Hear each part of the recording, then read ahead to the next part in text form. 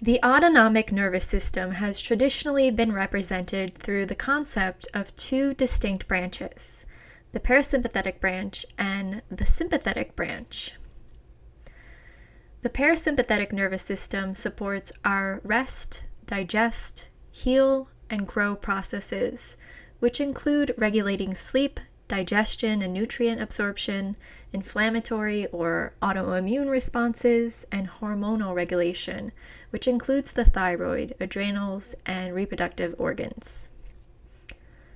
The sympathetic nervous system activates what are known as fight or flight responses. It downregulates the duties of the parasympathetic nervous system and instead prioritizes what are seen as more vital functions, specifically the heart and lungs. Breath and heart rate may both quicken or speed up when this branch is active, and our senses tend to become heightened.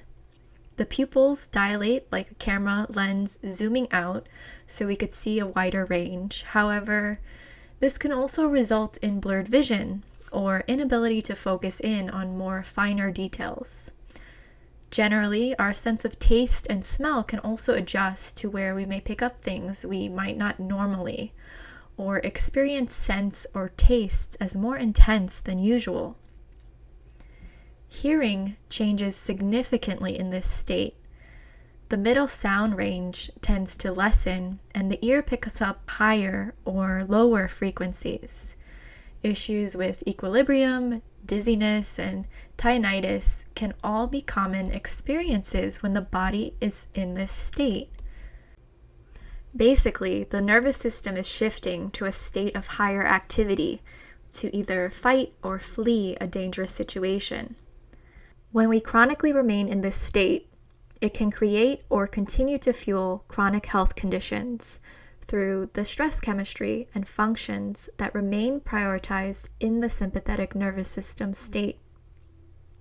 Anxiety disorders, thyroid disorders, chemical sensitivities, environmental sensitivities, food sensitivities, balance disorders, tachycardia, breathing challenges, gastrointestinal issues, and hormonal imbalances may all be created or intensified by this nervous system state. The sympathetic nervous system is not to be viewed as bad. It has a purpose in our survival and well-being. However, it was designed as a temporary response. The parasympathetic nervous system is meant to be activated through what is called the relaxation response once the threat has passed. When embodied safety is reestablished, our body shifts into rest, digest, heal, and grow processes, and energy resources begin to replenish. Various things can impact our ability to non-consciously or automatically activate the relaxation response. One of the more known ways is trauma. Trauma can create an embodied experience where there is a sense of danger or a direct threat to safety and well-being. The amygdala in the brain alarms, and the sympathetic nervous system activates. If we do not have the tools or support available to move through such an experience and reestablish safety, the amygdala can get stuck.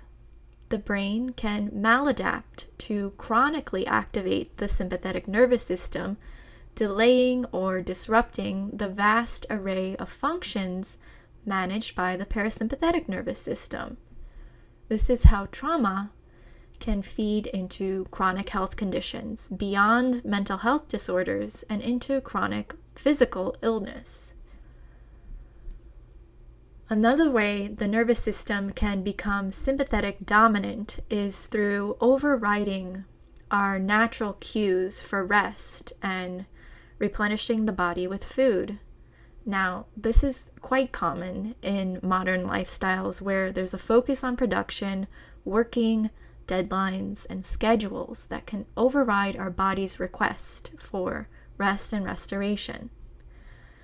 We can also develop core beliefs that treat rest as bad, lazy, unnecessary, worthless, or any other variation of this chain of thoughts that may create a sense of rest being something that needs to be earned or deserved, rather than just a natural bodily need.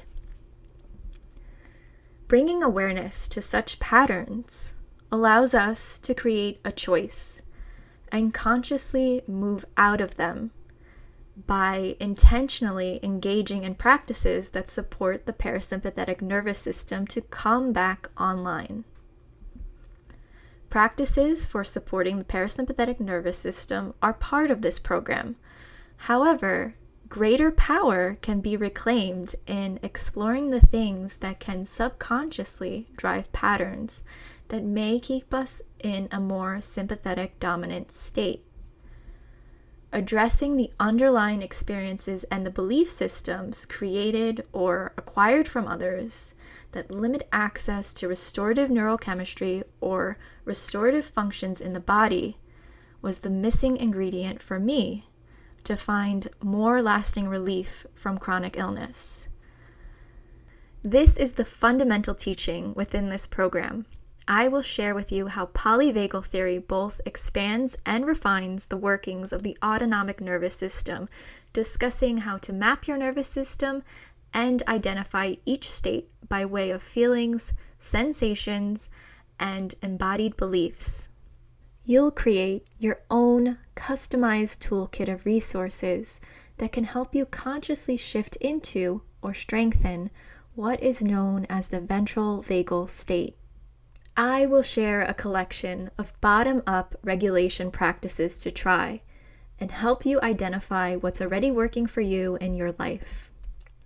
I'll discuss other survival responses like freeze and fawn and how they relate to the autonomic nervous system. You'll learn and acquire tools to nourish your nervous system, source safety, and support whole body healing and well-being. I hope to see you there.